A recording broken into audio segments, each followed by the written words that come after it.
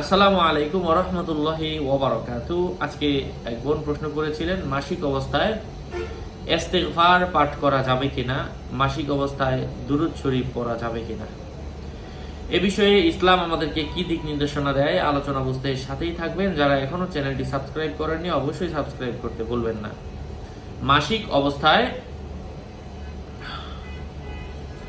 নারীরা আগে যেমন জিকির করত, দরুদ শরীফ পড়তো, ইস্তিগফার পাঠ করত, ঠিক মাসিক অবস্থায় নারীরা আগের থেকে আরো অনেক বেশি পরিমাণের জিকির করবে, ইস্তিগফার পাঠ করবে, আল্লাহ তাআলার কাছে তওবা করবে, বেশি বেশি সময় দরুদ শরীফ পাঠ করবে।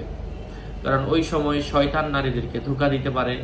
কারণ নারীরা যেমন ইবাদতের মধ্যে তারা মগ্ন হতো, ইবাদত করত, ইবাদতের মধ্যে যেমন সময় দিত, অন্যান্য সময়ে জায়নামাজে বসে থাকতো। তো অনেক ওলামায়ে কেরাম বলেন, মাসিক অবস্থায় তারা যদিও ওই সময় ইবাদত করবে না, কিন্তু সময় মতো তারা ওই সময় বসে জায়নামাজে বসে বসে জিকির করবে। কারণ কি? কারণ হচ্ছে যেন তাদের অভ্যাসের মধ্যে পরিবর্তন না আসে, কোনো গাফলতি না হয়। ফজরের আজান দিলে তারা ওই মুহূর্তে ঘুম থেকে উঠে জিকির করবে, নামাজের দরকার নাই।